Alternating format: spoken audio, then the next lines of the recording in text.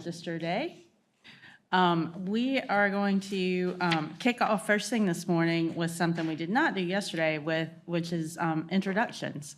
So we'll just start, if you could say your name and maybe if you're with a company or whatever your outfit's name is, and maybe just a sentence or two about what kind of work you normally do, and maybe a sentence about why you're in this business. So I'm Sarah Woodard. I'm the branch supervisor for the Survey and National Register program. And I usually say I'm in this business because I love old buildings, sometimes more than I love people, which is totally not true. But I love old buildings, and I'm thankful I was able to find my way into a job where I could do that for a living and share that passion with North Carolina. So we will just kick it off. We'll start with Ramona right here in the front.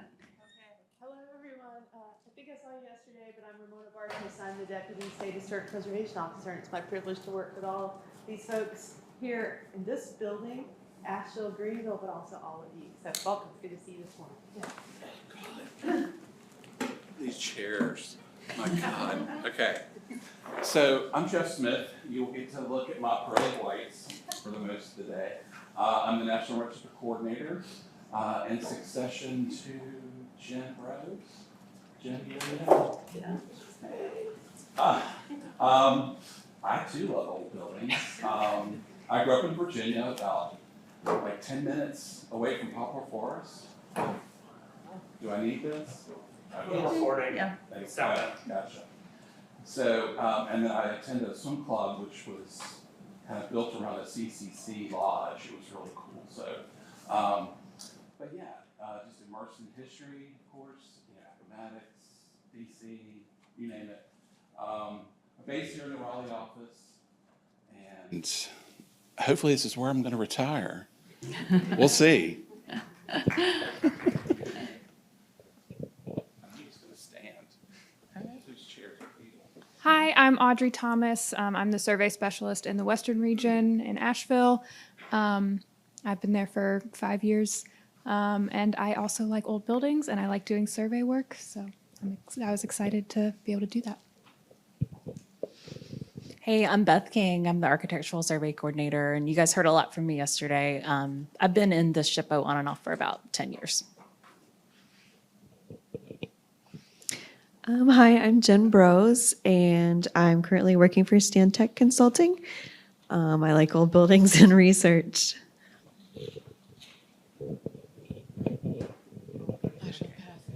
Okay. I'm Lauren Poole. I am the Historic Preservation Specialist who oversees the National Register and Survey Program for Eastern North Carolina, so I cover all of the East. I started off doing Section 106 work and was interested in being on this side of the equation, so I joined the SHPO about 2 years ago, and I've been working in Greenville ever since. And I think we all love old buildings, but I'll say it too, I also love old buildings. I'm Rebecca Spanbauer. I am the survey specialist here in Raleigh.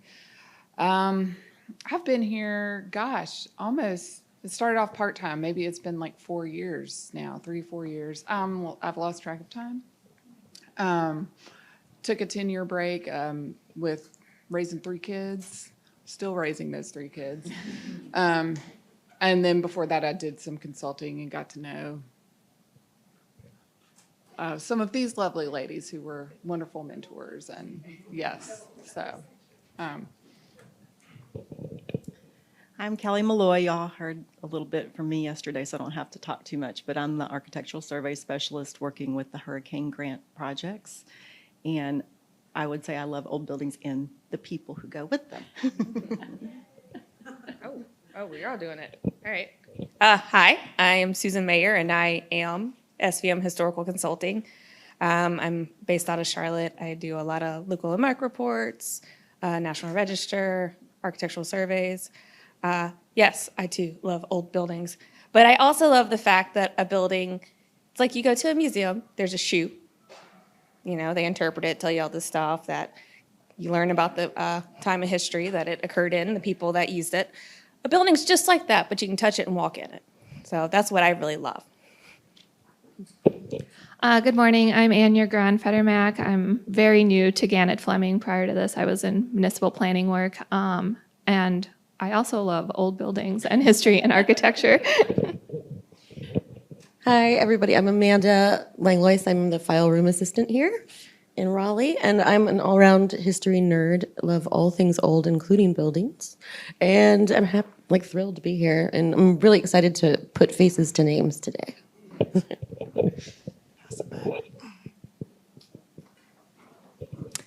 Hello, my name is Po-Fu Yang. I am an architectural historian with Richard Grubb and Associates. So far, I've been working on a architectural survey in Rocky Mount. One reason why I'm in this field is because I enjoy examining the meaning that people give to places and how people draw meaning for places. I'm Jason Harp. I am the Director of Cemetery Conservation for Richard Grubb and Associates, and I don't know how to do anything else. So. I'm Annie McDonald. I'm an architectural historian, also with Richard Grubb and Associates.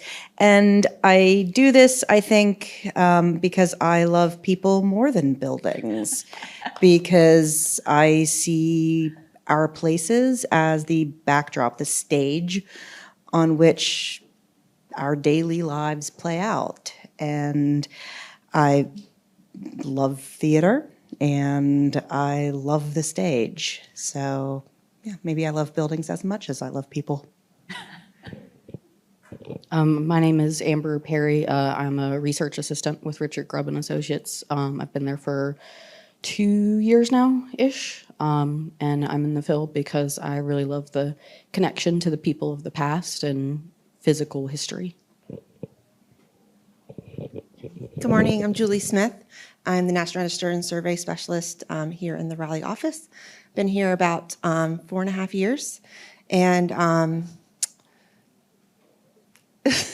just kind of what everyone else was saying. I love the stories behind the buildings and like urban planning and things that kind of make communities. Good morning, I'm Chandria Birch. I am the person who handles all of your stuff. It's a case, yes, and I'm here in Raleigh, and I've been here a long time. And it's a case that, yes, that's what keeps me here is because of the stories, the places, and things that we uncover. And so it's just an exciting thing, so every day is a new adventure. I'm Michelle Michael. I'm the historic preservation planner, or one of the historic preservation planners at the town of Wake Forest, and I do the occasional National Register nomination, architectural research, and local landmark designations. And I also love old buildings, but I really think it's just an illness that we all have. Very true. I'm Paige Ragna. I'm the other preservation planner at the town of Wake Forest. Here because Michelle brought me here. Yeah, love history, research, old buildings, but kind of started this so I could do something more hands-on and hopefully useful than just doing research and then it's sitting in an archive where it's well protected. So yeah. Hi, I'm Rachel Wilson, and I'm with Arcane K out of their Baltimore office. I love doing this because it's probably the only legal way to snoop around people's houses. And I love the tangible aspect of the buildings. It really is just sort of history embodied. Hi, good morning. My name's Carolyn Gimbel.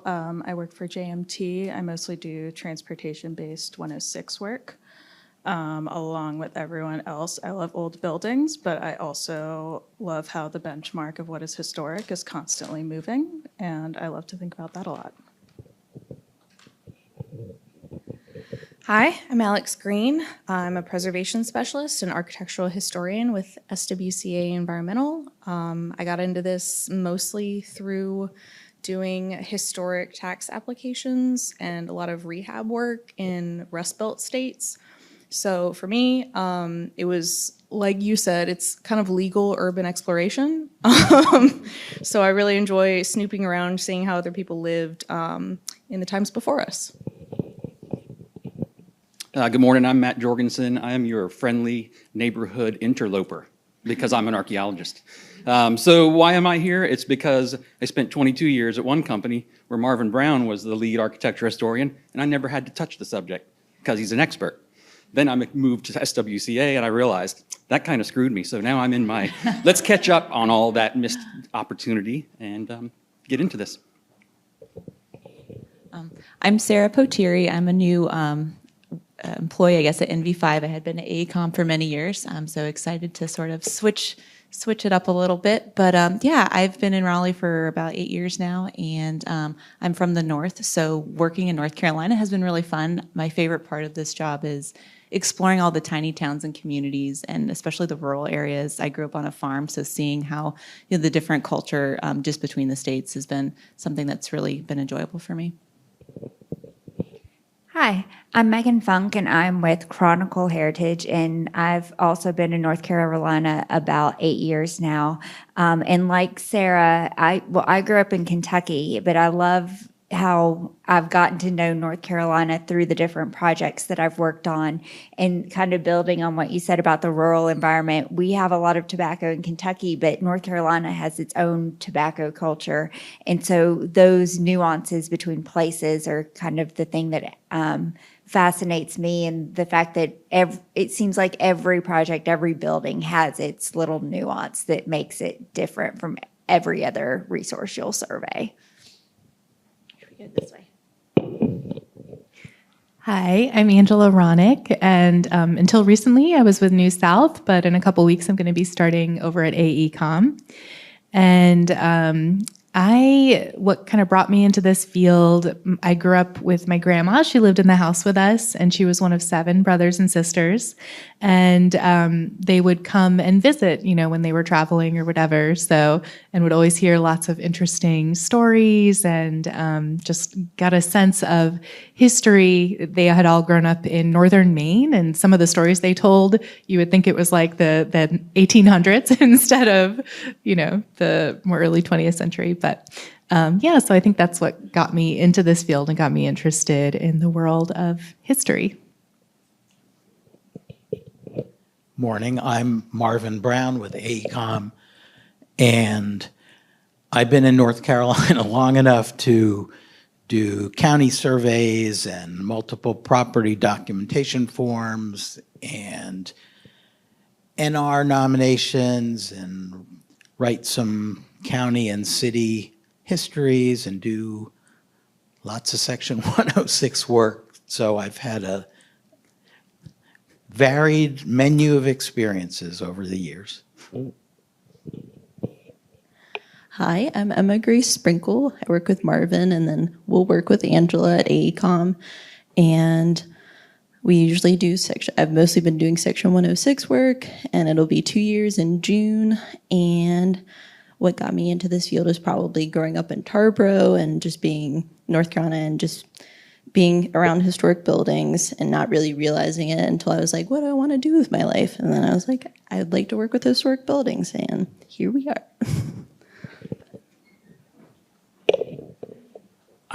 I'm Bill Garrett. I've been with the department for 31 years, and I get to look at old houses every day. I live in an old house built in 1901, so I guess I have to love old houses. I'm Jennifer Langdale. I work for New South Associates. I started with them in 1998 and worked for about 8-10 years, then took a 18-year hiatus and to raise a family, and now I'm back again. So I'm kind of trying to catch up on all the technology and everything that's changed, and I've lived in various places in the South, so I really love history, and Southern history particularly, so being in North Carolina is a little bit new for me. I grew up in Virginia, so it's and I have family over in Edgecombe County as well, so I'm kind of learning all the new ropes, so to say. Hey, I'm Chelsea Johnson. I'm an architectural historian. I've been doing that for a while, but I'm recently have transitioned to be with New South. I have a background in Appalachian studies as well, and I think I really appreciated how this work has allowed me to like continue learning and researching about the region in ways that I didn't really anticipate. So it's been really rewarding. Hi, I'm Josie Ward. I'm foreground consulting out of Asheville, and I came at architectural history from academia, where the same buildings seem to get contextualized and reconfigured. And I love the aspect of this work where you very often know that you might be the only person who's going to write about this building, so do it right and give it the credit that it is due in your own small way. I'm Sybil Argentar. I've had a consulting business, Southeastern Preservation Services, in Asheville for way too many years, since about 1985. So I've done it all. Right now, I'm working a lot on nominations, tax credit projects, helping with some rehab after the Helene storm. And I especially love not only the old buildings, but like Annie was saying, I love the stories. I love doing oral history. I love capturing the reasons why something happened and the people that live there. I'm Jennifer Martin with MDM. We're in Durham. I've worked for SHPO in Asheville and Raleigh and been a consultant for a long time. And yeah, I echo everything everyone has said. Good morning. I'm Cynthia DeMiranda with MDM Historical Consultants. I work with Jennifer. And yeah, I think we're all saying the same thing in lots of different ways. So I'll say that what I love about this work is it lets me indulge my curiosity about how things work, how things come together, came to be, how they change over time. I'm Debbie Bevan. I'm an architectural historian with Richard Grubb and Associates. And I have been doing this kind of work in various settings for a long time now as well. I thought I wanted to be an architect when I was in high school because I had this sense that I loved buildings. And in looking at schools of architecture, I stumbled upon one that had a major in architectural history. And I was like, oh my gosh, that's actually what I want to do. I just didn't know it was a thing until then, and I'm grateful that I found it at a relatively young age, because I think a lot of other people stumble into it later in their educations or professional lives. So it's been a great field to spend my time in, and I still enjoy it. Hi, I'm Ellen Turco, and I'm a principal with Richard Grubb and Associates, and I got into the profession accidentally. I was in a master's program at NC State in history, and I took a few classes in the design school, one with Catherine Beischer, and I said, oh, this is a thing. I didn't realize this was an area of study, and just immediately loved it. And then I took another class with Bob Stipe, and Renee Gledhill-Early came and spoke to us about Section 106, and I thought, oh boy, this is really the direction I want to go into. So I've spent time surveying. I've worked for SHPO briefly. I've worked for county government and had my own company, and now work for Richard Grubb. And it's just been a great experience. I think I echo what everyone else says, that every day is interesting. All right. Hi, I'm Sharon Hope. I'm the National Register Program Assistant. I do like old buildings. I love looking at the pictures in the file room. I've been here about 4 years, and my job is really organization and deadlines and keeping Jeff in line. Hello, I'm Megan Privet, and I'm an architectural historian with Mead and Hunt. And I've been doing this when I came down here from Kentucky originally about 19 years ago and finished grad school, so fresh out of grad school.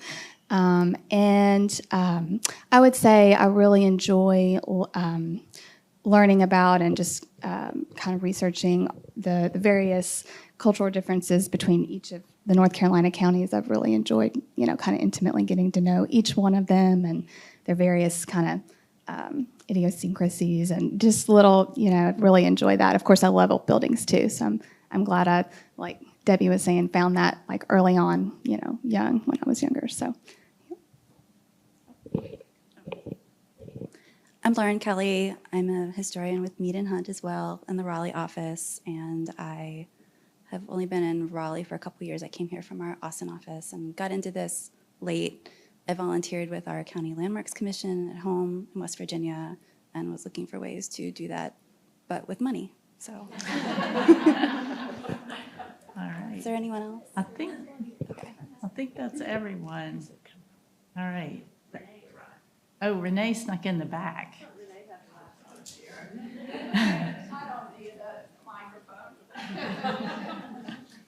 Renee Gledhill-Early. I'm the environmental coordinator for the City Historic Preservation Office. And I have to admire daily what you folks do out there, bringing the stories and the buildings to life so that we and environmental review and being, those regulators have really good evidence of why we need to protect the buildings and the stories that the people of North Carolina have had through the years. And I think probably, I love to steal this line, so I'm going to steal it again. Like, Thad, I'm the oldest rat in this ex-shippo barn, and I've been here since 1976. All right, thank you, Renee. All right, I'm going to turn the floor over to Deans Eatman. Deans is our, might not get this correct, Deputy Secretary for Governmental Affairs, and Maggie Thompson is here. She's our Chief Deputy Secretary. Is correct? All right. And y'all can come up here if you'd rather. Do y'all mind if we just talk from here? Is everybody good? Boo us if you don't like that idea. I love icebreakers that take large portions of my time, so thank you all. Next time, wait until I get here to start, and then you can take even more. No, this is great. I really enjoyed hearing sort of some of y'all's background. And first, apologize for being late. We ran to get to the Capitol. We were so excited to be there just on time. We started here, so that was backwards. But anyway, we got back, and we're here. Like Sarah. Us running out from the elevator. And running back. Like Sarah said, I'm Deans. I'm one of the assistant secretaries for our agency. My portfolio includes several things, including our government affairs. So I lead our work at the General Assembly, and then coordinate with the administration's representatives in DC on federal issues as well. And Maggie is our chief deputy, but also, she can introduce herself some more, but has lots of good background at Interior and recently came to us from DC. So we're kind of your dynamic duo here to talk to you a little bit today about what's going on there. But Maggie, I don't know if you want to talk for a second. Very quickly, yes, it's so good to meet you all and hear about your subject matter expertise. And I just have to say, this is something where I have to be frank with you. Historic preservation is not my subject matter expertise, but Ramona can tell you I know just enough to be dangerous.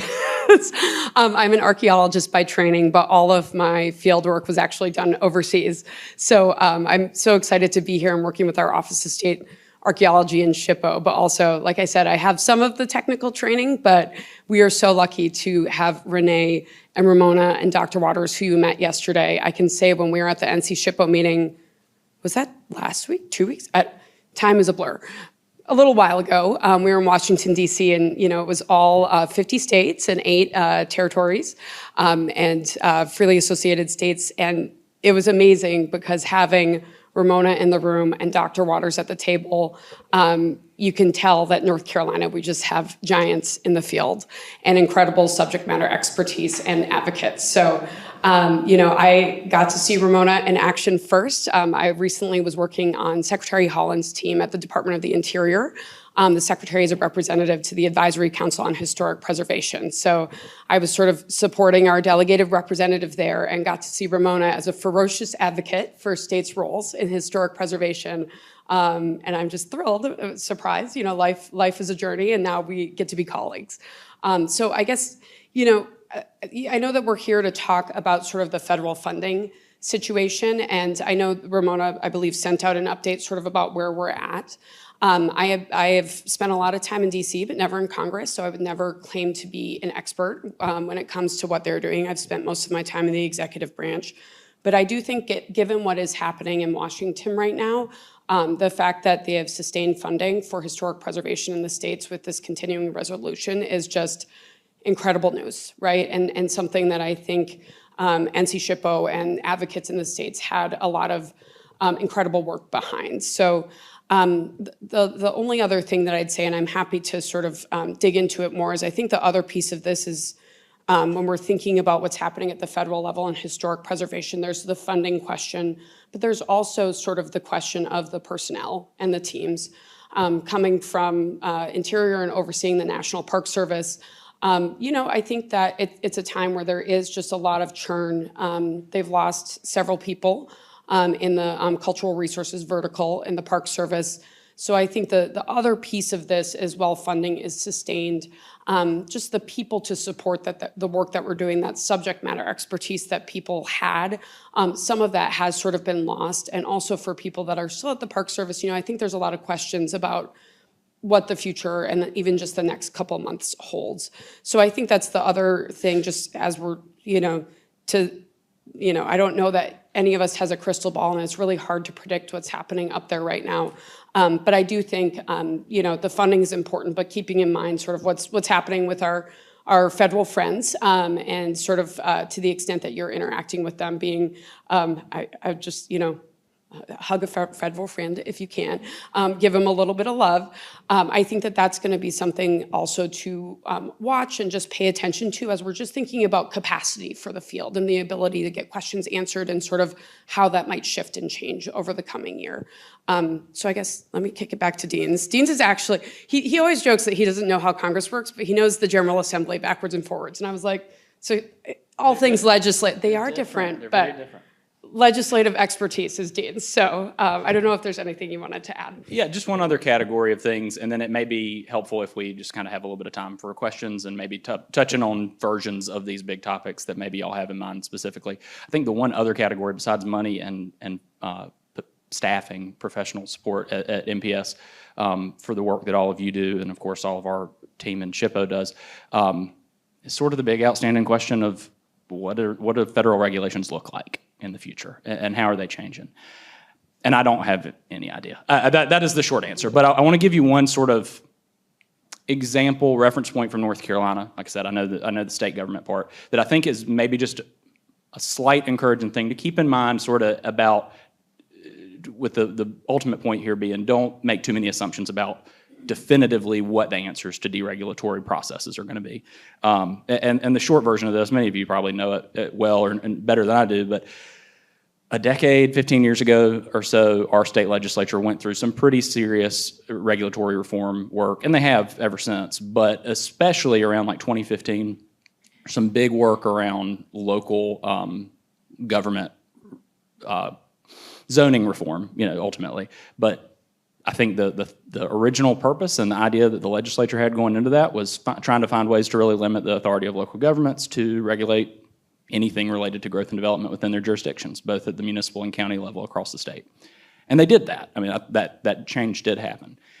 And through that process, historic preservation protections in the local government, that framework of having local historic preservation commissions and allowing local governments to regulate things like the design of homes and protect the y'all know the terms better than I do, but the significance of a local district or a National Register district, all that was retained in state law for the most part. And I think that the fact that in North Carolina a decade ago, when our state went through a process of finding ways to really streamline and reduce regulatory protections for a lot of important resources in the regulatory scheme of local government, there was special consideration given and sort of regulatory framework was protected specific to historic preservation. And I do think that every year as the legislatures continue to do things related to regulatory reform for building and growth in North Carolina,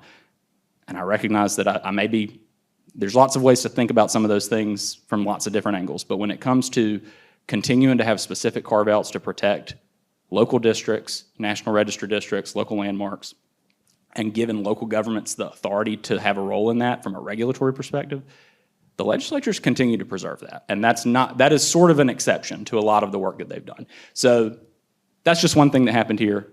We don't know what the road holds nationally, but I do think that there is not an obvious partisan answer, not an obvious anything answer to how historic preservation regulations will be looked at, and I know it's something that we'll all be working closely with. I know Nick Shippo will as well, and we'll all be in that together. But that's more of just an anecdote to kind of tell you something that happened here that maybe can be a little encouraging. But now, I think really this is an opportunity for y'all to ask us anything that you think we might know, or tell us anything you think we need to know, or send us on our way and y'all can get back to what you do. That is a good point. So we glossed over that a little bit, and I do think that Ramona's email went to our staff, but maybe not to everybody. So Saturday, the president signed a continuing resolution. You know, the federal government hasn't actually passed a full budget for this fiscal year that started in October. They've been doing these little piecemeal continuing resolutions to sort of keep the budget the same for a few months at a time. When that happens, often, and up until this week, historic preservation is left out. So the Historic Preservation Fund is handled in a different way. It's not part of that just like, let's punt the ball, let's punt the ball. It kind of gets left behind. So that's been an outstanding question. I think North Carolina has had a really good practice for the last decades of ensuring that state funds are available to support the things in SHPO that are funded with federal funds until those federal funds become available. This is not an unprecedented issue this year, where the federal funding is not available on day one of their fiscal year. So we float, you know, state funds are used to float and keep everything moving forward, keep the good work happening, and then, you know, there's an accounting thing that happens in the background once the federal funds become available. That had not happened until, you know, as of last week, but on Saturday, the president did sign a continuing resolution. It is just another continuing resolution that carries the federal government all the way through the end of this federal fiscal year, which ends in September. But it added, this time, they have to proactively add, they added the Historic Preservation Fund back to it. So that's what Maggie was talking about in the face of all the things that are going on in DC, the fact that that proactive addition of the Historic Preservation Fund was included in the continuing resolution that became law over the weekend. It was in the earlier continuing resolution too. It is a big deal, and it's been, all of those inclusions have sort of been, I think, to the credit of a lot of advocacy from a lot of folks in y'all's world, and of course we've mentioned several nationally involved players and leaders from North Carolina, which we're proud of. But all of that is to say, we have funding for the rest of this fiscal year from the federal government to support historic preservation in North Carolina. That also means that the grant, the CLG grant cycle that's currently underway, we're collecting applications, I think is maybe we're in that process, we'll be able to continue moving forward seamlessly and not have to be like paused once applications are closed and reviewed to see if we get the money from the feds. All that's good news. I also understand, so y'all correct me if I'm wrong about this, that previously awarded CLG grants from the past, you know, usually got like 2 or 3 years worth of time. I know many of y'all end up being some of the contractors on those. Those are all turned on in the system. We have access to those funds. Those funds are flowing freely.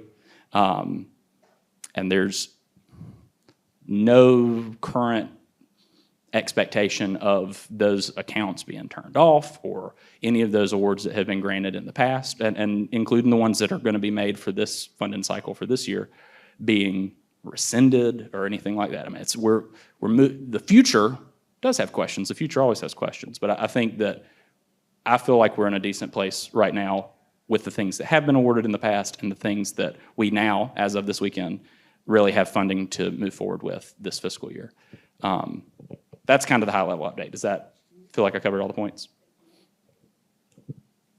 Yeah.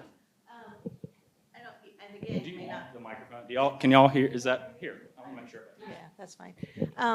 My question is, and you may not know this because it is kind of a future thing, but do you hear any inklings of, say, when somebody puts in a CLG application and it's related to underrepresented communities? With all the anti-DEI restrictions going on right now, are those kinds of projects going to be turned down? I think the short answer is I don't think that we know anything definitive. I think that even some of the people that are making those decisions have a lot of questions about how that's going to work. in terms of the sort of macro news, we were hearing that all federal grants were shut off, and then there's litigation and this, that, the other thing. So there was a moment where for us, all of our federal grants were turned off, but every single one of our Park Service grants was turned back on after there was a temporary restraining order against the administration, just basically saying they couldn't unilaterally turn off grants with that OMB order. So all of our grants are back on now. And our historic preservation grants, no litigation had to happen here in North Carolina related to those. There were a couple of unrelated things where that was involved. So I think, I do think that it is more a function of how quickly the new administration is able to get into that level of detail within the systems. We know that they were able to sort of access the back end of grant systems to turn things off. Whether or not they are in there and have, frankly, the staff capacity to be actually reviewing individual applications is an open question. I do think that anything that has, the sort of keywords that they've identified in the DEIA executive order, that is something that for especially future grant applications, I would anticipate they are going to try to go after. But again, it's, there's not a policy plan or an affirmative thing that's out there. But I know, Ramona, you're talking at Parks as well. I think the underrepresented communities grant was part of the continuing resolution. Right. Yes. Yes.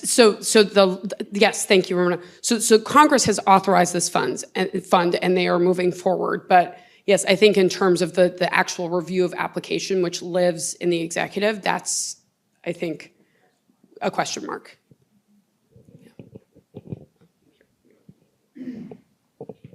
Hey, I'm going to ask a question that I think I know the answer to, but so I don't think that Section 106 will go away, but I think the way that it's implemented may change, sort of like we're seeing with NEPA.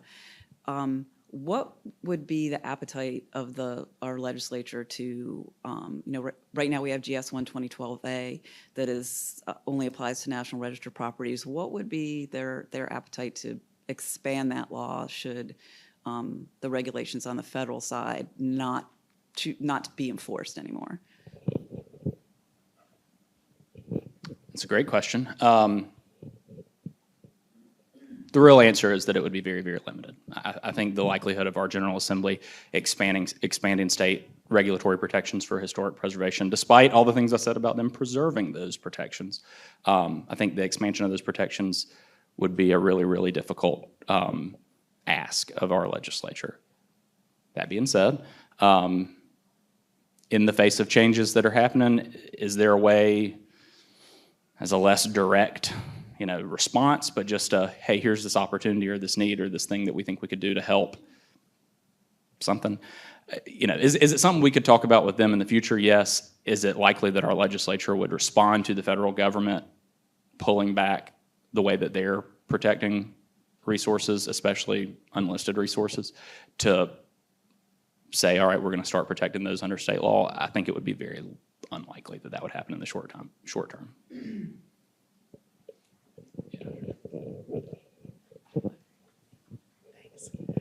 So I work for local government, and some of the bills, for example, the zoning and aesthetics bill, although it did protect historic districts, it still has far-reaching consequences to historic districts because National Register properties actually aren't protected. So new construction in National Register districts aren't regulated by the local government. So my question is the trickle down. I noticed this morning on WRAL that there is a bill to ban public funding for any DEI, I just prefer to say it, diversity, equity, and inclusion, because that's what it is, from local governments. So do you see that gaining traction in the legislature in North Carolina?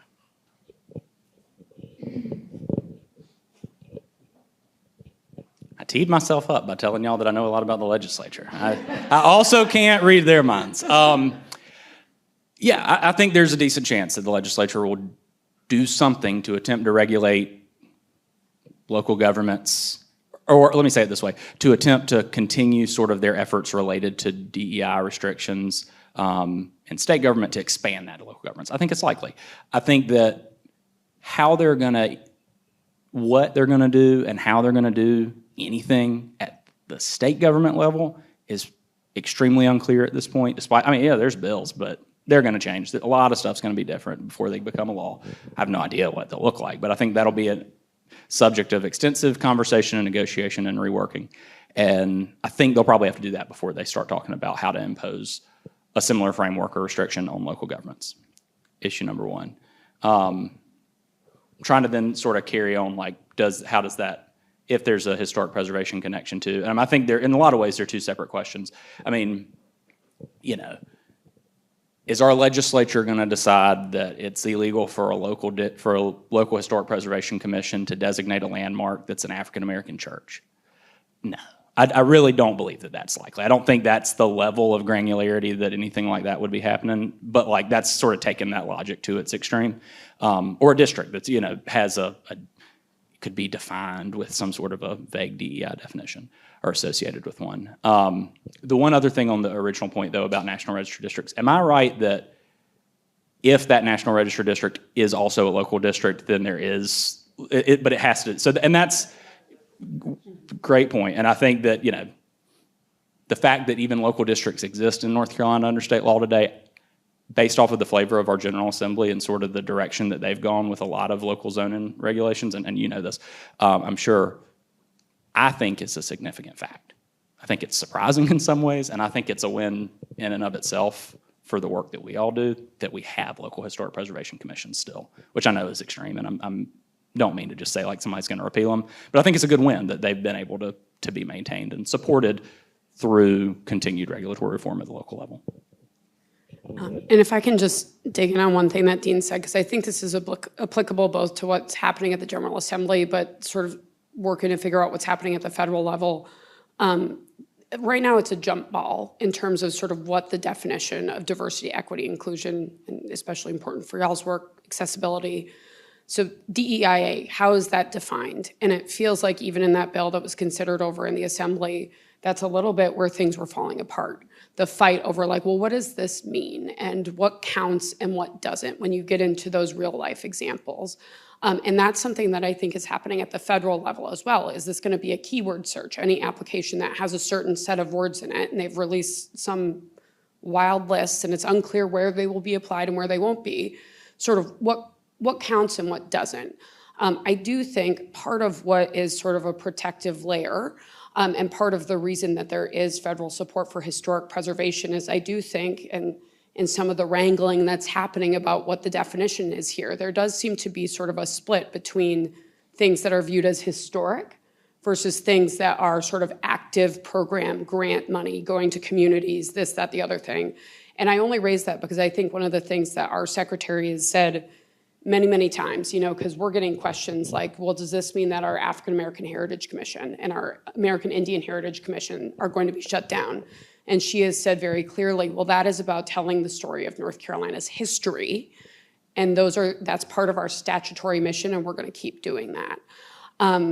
So I just, Dean's mentioned the definition, and I think to me that's sort of the key on sort of where this lands is the General Assembly going to land on a definition for DEIA and how that sort of, what's the guidance of how is that applied within a particular program? And I think at the federal level, that is sort of what they are wrangling with now too. And that's a lot of the uncertainty. But there does seem to be that distinction between current programming and things that they might categorize as telling the story of history. One more legislative flavor on what Maggie just said. Everything that she just described is, of course, what Secretary Cashwell has been saying over the last few months, but specifically, she's been saying that to every member of the Senate as she's gone through her confirmation process, and she got confirmed unanimously last week. So, I think there seems to be some level of, nobody ever complained that she said any of that through that process.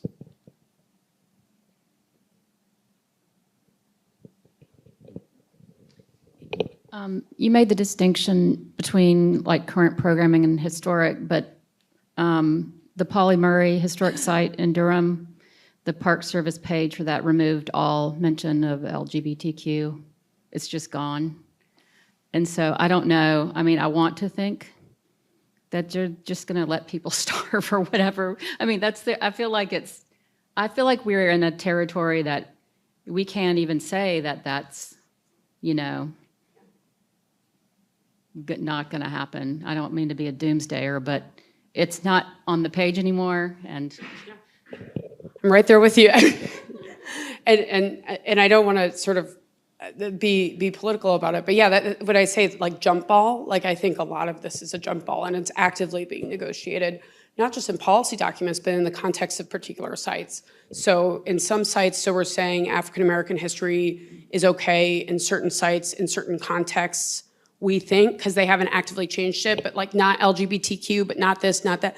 Like to be clear, I'm giving no one credit at the federal level for consistency in application of any of these sort of broad statements that they have been making through executive orders. So, and I don't know that they are, I have not heard that they are sort of pursuing a traditional federal regulatory process that would be the context in which there would be a sort of collective conversation about these things that would include stakeholders. That might be down the road. But, but doing things unilaterally through an executive order rather than through federal regulations, you get this sort of gray area where you don't have the statute that feeds the regulations, that feeds the guidance that's then applied through an institution.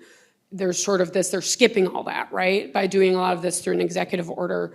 So I think that's where you get a lot of this uncertainty that we're sort of having to negotiate in real time. So to be clear, I think in some contexts that sort of, well, this is history can be protective, but I'm by no means saying all, or even that will stick, right, as they sort of wrangle with this.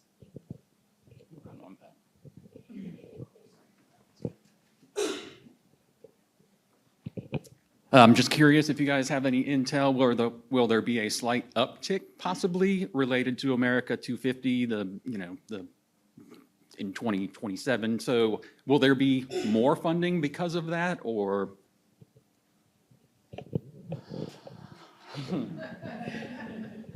I hope so. There is the federal semi-quincentennial, sorry, I don't get it. The federal semi-quincentennial grant program the Park Service had was also part of the continuing resolution. And I want to say it was 10 million again, 7.5, 10. And we've gotten 3, and we just applied for a 4th one of those as a department. So in some ways, yes. Just because I'm with a group of North Carolinians, I have to give you all a quick plug. Virginia and South Carolina have both, their state legislatures have appropriated over $10 million to support their state's commemorations of America 250. So that's not all bricks and mortar projects or like survey projects or things that y'all directly be involved with, but it does speak, I think, just the statewide commemoration. Our legislature is significantly behind that at this point. I never like it, North Carolina. That has nothing to do with our legislature and more to do with me not liking being behind South Carolina and Virginia. So just if you keep that in mind. But I think it's possible. It's not obvious that there's going to be a big state funding pot. I think we're encouraged by the continuation of federal funding that does exist already and hopefully will continue to exist. I always like to remind folks, 2026 is not the end of America 250. You all know our history. We go through 2031 at least here in North Carolina, and then other cool things happen after that. But hopefully we can keep that stretched out for a while.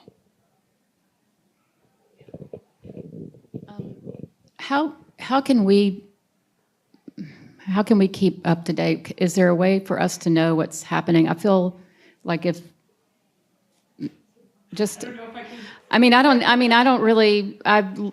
try to research things, but it's just, is there a way for us to know? And then the second part is, what can we do as professionals with a voice? So I think you can start by always being in touch with our staff at SHPO, which does require some work from you. There's not a regular, here's like our advocacy or policy update for the week or the month that we're sending out specific to SHPO or really specific to our agency. And that may be a good piece of feedback for us to think about how to do in the future. But in the meantime, I think being in touch with them anytime, they can connect anybody in the room, anybody in the state with us as needed, sort of to help tell you what we do know. The other piece that I do think is worth this is just the reality of our General Assembly, is many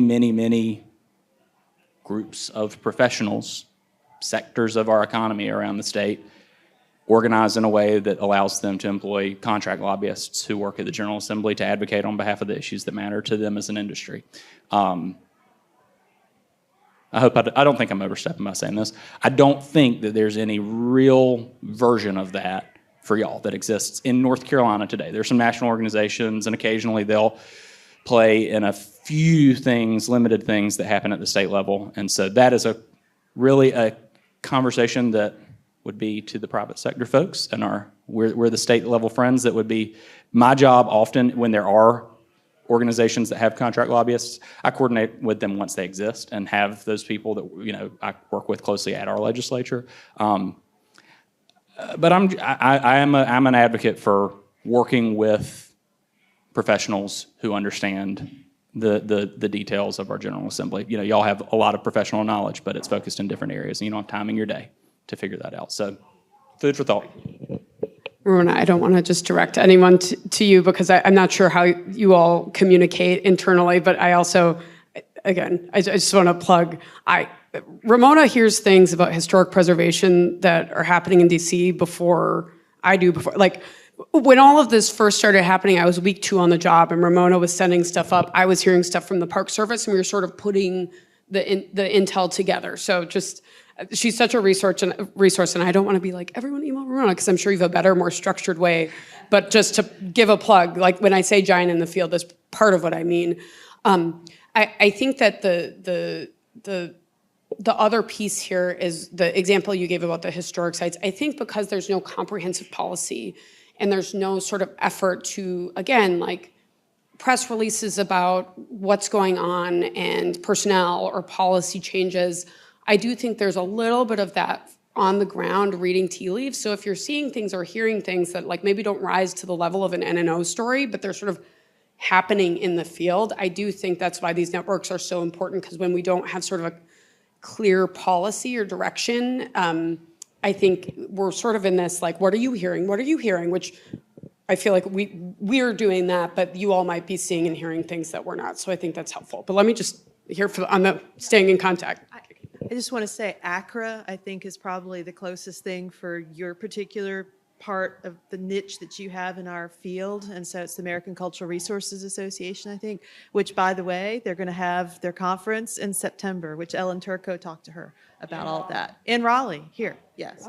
So September 11th through 14th. Not to give them a plug, but to give them a plug. So anyway, so thank you. I'm afraid I've got to run because the North Carolina Historical Commission just happened to be having its meeting at 10 o'clock. So I'm sorry, I'm going to have to run, but I want to thank these guys for coming, our colleagues, because I think they've got great insight, and I hope you've had the benefit of that now, as we do. So thank you.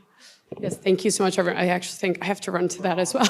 I think we're all going to this meeting, but just really appreciate it. And I think just, again, staying in close touch with each other and us is, to me, I think the most helpful thing in the way to make sense of what's happening. And like, I don't think anyone has clear predictions, but we can try to be strategic and exchange information, hang together. Thank you all very much. Please, and be in touch with us, via staff. Appreciate y'all letting us be here. All right. Thanks to Deans and Maggie and Ramona for helping with that. We have on the agenda a break right now, but as you may be able to hear, our lobby is full of school children. We are conveniently located between the mansion and the legislative building, so we are often a bathroom stop. So we're just going to keep talking for a minute. One thing, I wanted to make a couple of comments from yesterday and just a couple of observations. One thing that I really enjoyed hearing about yesterday was people talking about mentorship. And Laura Phillips walked in the door just as I said mentorship. Welcome, Laura.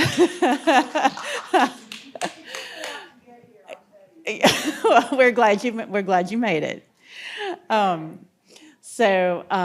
Mentorship, if you don't have a mentor, if you don't have someone that kind of fits in that role in terms of your experience in historic preservation, you need to get you a mentor. I had the good fortune of meeting John Larson at Old Salem when I was just a preservation baby, and that's how I got brought into the field. And also, through him, got to know Leanne Pigram in Winston-Salem, who was preservation planner at the time, and Myrick Howard with PNC. Then I worked with Jennifer Martin for about 5 years, and Cynthia. And Jennifer taught me so much. She spoke a lot yesterday about what she had learned from Catherine. And she explicitly said one time that Catherine beat the passive voice out of her, and she was going to beat it out of me. So it is generational trauma. And Claudia also was a huge help to me in Rockingham County and made me a much, much better writer. So find somebody who can read your work and give you good feedback. Ideally, someone who can go in the field with you.